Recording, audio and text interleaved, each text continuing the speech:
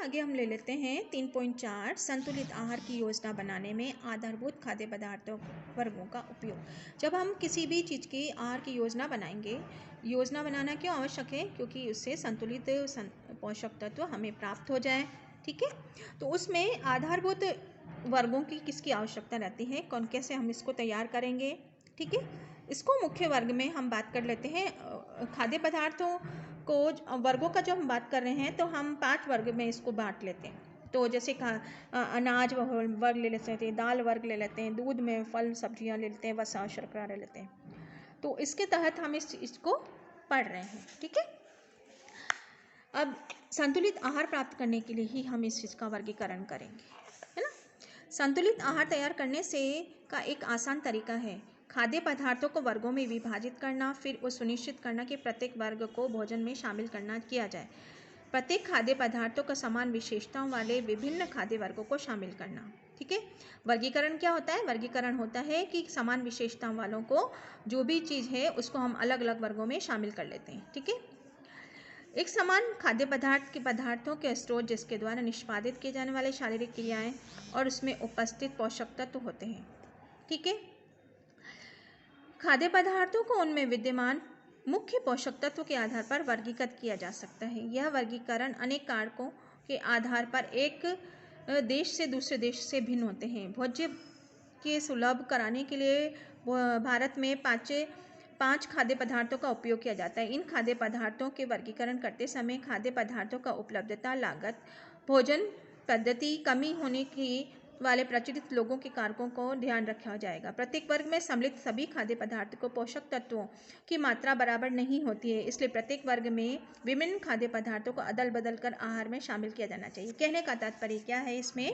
कहने का तात्पर्य यह है कि विभिन्न पोषक तत्व अलग अलग पोषक तत्व प्रदान करते हैं। जो विभिन्न भोजन अलग अलग पोषक तत्व प्रदान करते हैं, किसमें कम मात्रा में पोषक तत्व होता है, किसमें ज़्यादा मात्रा में पोषक तत्व। तो संतुलन बनाने के लिए उसको हम अदल बदल कर, मतलब कभी कौन सा भोजन ले, कभी कौन सा भोजन ले, कभी मिश्रित भोजन ले लें, कभी अलग ले, उसके पोषक तत्व को हम प्राप्त कर सकते हैं। ठीक है, विद्यमान पोषक तत्वों के आधार पर वर्गीकरण में यह सुनिश्चित किया जाता है कि शरीर के सभी पोषक तत्व प्राप्त हो रहे हैं।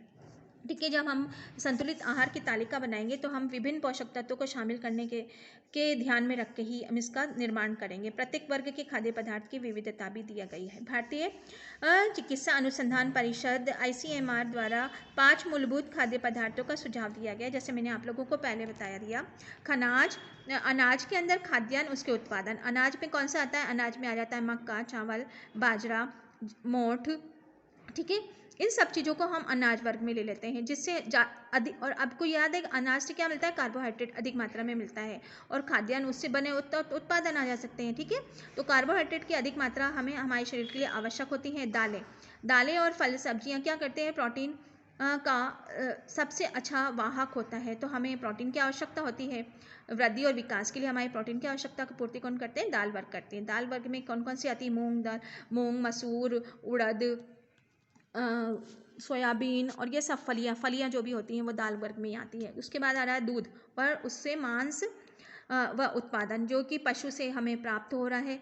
ठीक है, दूध से बने हुए सभी व्यंजन, जैसे मिठाई ले लेते हैं, दूध, दही, छाछ, घी, ये सब से उत्पादित मांस भी अनेक तरह के मांस के उत्पाद। ठीक है, फल और सब्जियां, फल विभिन्न प्रकार के सब्जियों से क्या मिलता है? हमें विटामिन मिलता है। विटामिन में जो खनिज लवण है, विटामिन है, आयरन है, और ये सब चीज़ें हमें फल से मिलता है। मल्टीविटामिन जैसे vitamin C, vitamin A, B, E, ये सब हमें इससे मिलता है। वसा और शर्करा, जो हमने पूरे टोटल में कितने भागों में बांटा है? इसके 5 भागों में हमने बांट दिया है। ठीक है, अनाज वर्ग, दाल वर्ग, दूध वर्ग, और फल और सब्जी और वसा में। ठीक है, अब हम क्रियाकलाप की बात कर लेते हैं। इसमें क्रियाकलाप, क्योंकि ये प्रैक्टिकल है, प्रायोगिक है, गृह विज्ञान, तो इसलिए क्रियाकलाप में क्या है? ऐसे खाद्य पदार्थों की सूची बनाएं जो आप आमतौर पर खाते हैं। नॉर्मली जो आप लोग अपने भोजन में लेते हैं उनकी एक सूची बनाइए।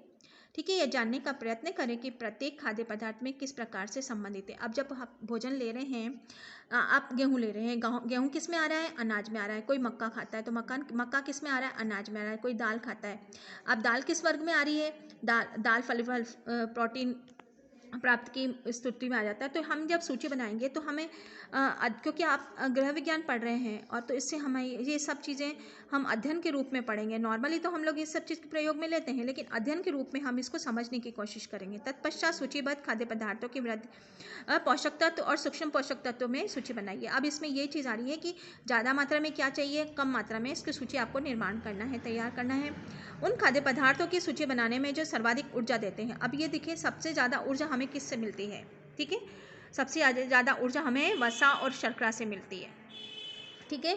तो आपको ये सूची का निर्माण करना है, ये क्रियाकलाप से तहत ही आ जाता है बच्चों, ठीक है।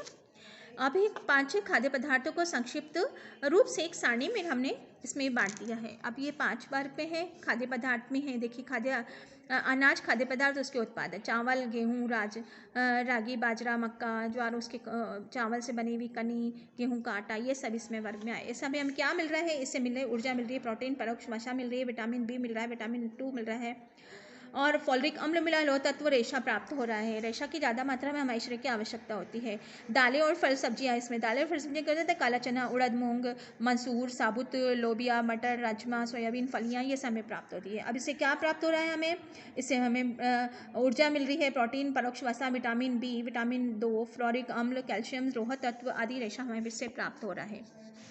तीसरे वर्ग में हम बात कर लेते हैं दूध, मांस और उसके उत्पाद। दूध, दही, स्कम्ड मिल्क, पनीर, मक्खन, ये सब दूध से बने हुए पदार्थ है। प्रोटीन, इससे क्या मिल रहा है हमें, विशेष रूप से प्रोटीन मिल रहा है और कैल्शियम मिल रहा है। वसा की भी पूर्ति इसमें हो रही है, विटामिन B12 की भी पूर्ति हमें इससे हो रही है, ठीक है। लेकिन हम दूध से बने हुए पदार्थों की मात्रा हम प्रोटीन और कैल्शियम के लिए हम प्रयोग कर रहे हैं। लेकिन हम कह सकते हैं कि दूध संपूर्ण पोषक तत्व हमें दूध से प्राप्त हो रहा है, ठीक है।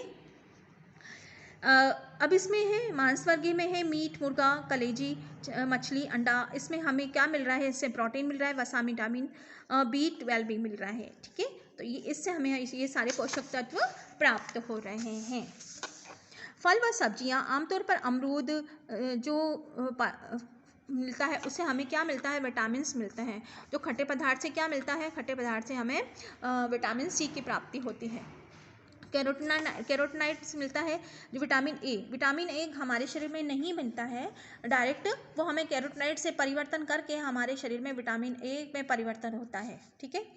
सब्जियां हैं, हरी पत्तेदार सब्जियां, चौलाई, पालक है, सहजन, फलियां हैं, धनिया है, ये सब चीज़ें, मेथी है आदि है। इससे क्या मिल रहा है, विटामिन, कैरोटीनॉइड मिल रहा है, विटामिन बी मिल रहा है, फोलिक अम्ल मिल रहा है, कैल्शियम, लौह तत्व की प्राप्ति होती है। जो भी ग्रीन वेजिटेबल्स होती है उससे लौह तत्व की प्राप्ति होती है। ऑक्सीजन के संवाहक हमारे लौह तत्व होता है। अन्य सब्जियां हैं, गाजर, बैंगन, भिंडी, ये सब चीज़ें, इसमें क्या मिल रहा है, फोलिक अम्ल मिल रहा है, कैल्शियम मिल रहा है, रेशा मिल रहा है, कैरोटीनॉइड्स मिल रहा है। अब इसकी बात कर लेते हैं हम इसमें वसा और शर्करा। वसा में ज़्यादा ऊर्जा प्राप्त होती है। वसा में हाइड्रोजनीकृत तेल, खाना बनाने के तेल, मूंगफली, सरसों, नारियल का तेल आदि इसमें मिलती है। इससे क्या मिल रही है, ऊर्जा मिल रही है, वसा मिल रही है, अनिवार्य वसा अम्ल भी प्राप्त हो रहा है। फिर है शर्करा। शक्कर से संबंधित, मिठास से संबंधित, गुड़, चीनी से संबंधित ऊर्जा प्राप्त होती है, अत्यधिक ऊर्जा हमें प्राप्त होती है, ठीक है।